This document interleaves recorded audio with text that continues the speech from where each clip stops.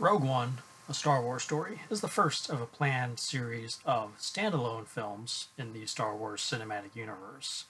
These films are going to take place within the period of the episode films, which are the main Star Wars films that focus on the Skywalkers, and basically tell a story about an event that we never actually seen before.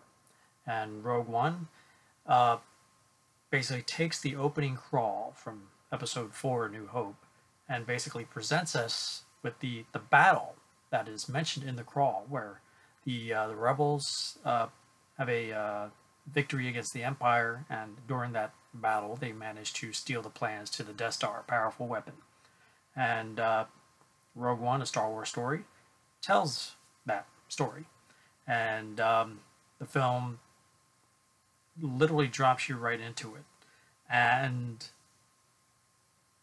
many of the problems that prequels, especially the Star Wars prequels, many of the problems with prequels or of any kind is that if it's covering events that have before films that we've already seen, we kind of have a general idea on what's going to happen and where things are going to go, and basically in this case with Rogue One, if you're familiar with the original trilogy, know that there really is no mention or discussion of any of these events and what happened to these people.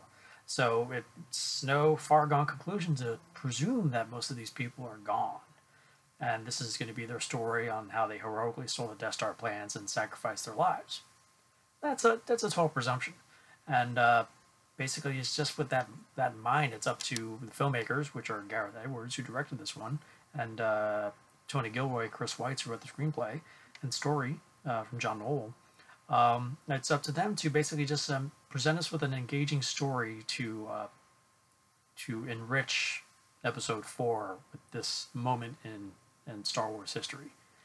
And for me, those problems do come to a head quite often in this film. At the fact that it's like, okay, I'm suspecting events will occur. I kind of have an idea where it's going to go, but where is it going to go? And because I'm already anticipating that the level of tension in this film is not as palpable as one would hope. No pun intended. And also, Rogue One it's I don't want to say it's Phantom Menace level. It certainly is a better film than Phantom Menace, Attack of the Clones. It's a little too slow to getting started. It's like the first half slow. Second half is where it kicks in, where they get to where they need to go, and that's where the fun begins.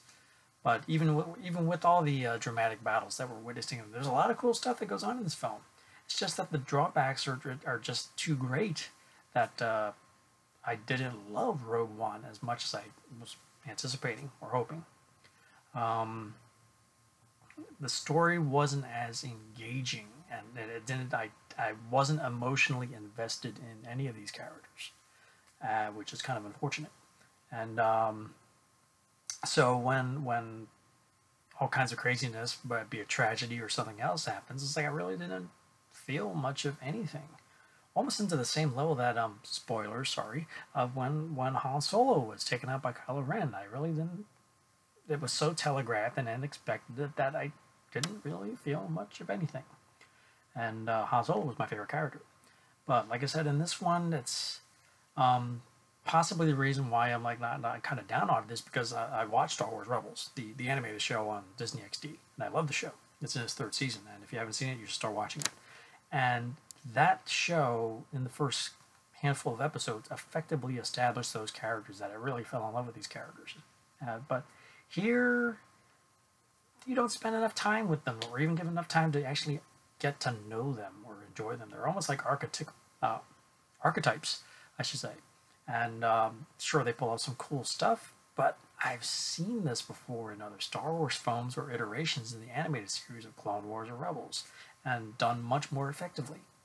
So, yeah.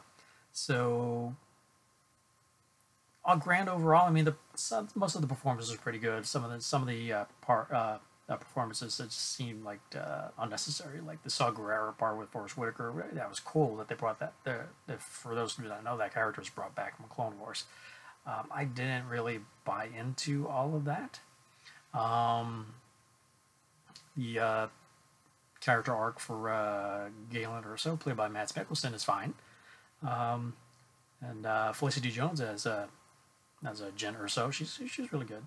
But it's just like I said, I didn't really get any emotional attachments to any of these characters, which I think probably would have had a more profound impact on their desperation and sacrifices that they make in this movie. So, Rogue One, a Star Wars story, I would have to give 3 stars. 3 stars out of 5. My expectations going in were tempered. That coming out The Force Awakens, where they were sky high and into the immediate. So I was going in with like even keel. I was like not expecting like a Jedi or anything like that.